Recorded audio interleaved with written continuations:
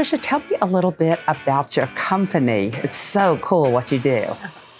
Well, I grew up in a farm in Modesto, California, surrounded by beautiful nature, and I always loved flowers. When I was a little girl, my brother built me a flower press, and I pressed flowers just for fun.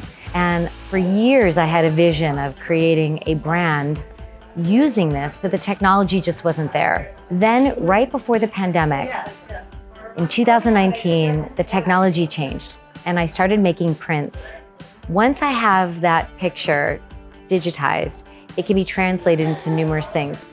I shared one work of art on my Instagram account. I have a secondary Instagram account called Modern Pressed Flower. Someone shared a work of art on that and it went viral. And I had all of these big companies, Tiffany's, Steinway, Oscar de la Renta, Van Cleef & Arpels, Ulla Johnson, reach out to me to do collaborations or events with them. But I was like, wow, people are finally appreciating my work after decades of truly, actually nobody caring. And then the pandemic hit. And when we did go back to New York City, I did a big gallery show. I did a big collaboration with Oscar de la Renta, which was extremely successful. And it proved that the idea was a good one. It proved that pressed flower imagery can be used in high design, and it's honest. It lends itself to it because it's already flat, it's two-dimensional.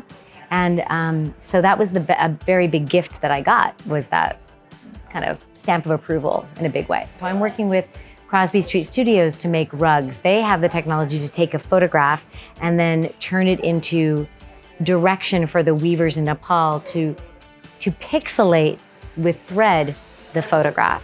The same with Save New York. I'm working with Save New York making cashmere. They're doing the same thing. I'm working with a woman in New York to make my silk scarves. I'm working with a woman-owned company to make this wallpaper in New York City.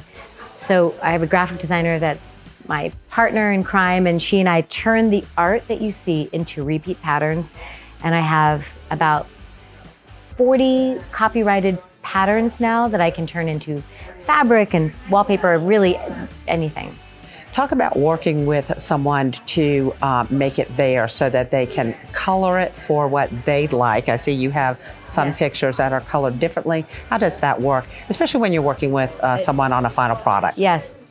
The incredible thing about technology now and with graphic design is that once you have a pattern, for instance, this right here, this piece is the same as this piece. This is just changed the color and we've changed the scale. It's the same as that pink up there. This right here, this wild roses, which is a series of roses that I've cut in half and buds, is the same as this. So this is the Pantone color of the year, plus it's blown up in scale. And then we reduced the color, we changed the color even more dramatically to make this, which is a really kind of a fun pattern.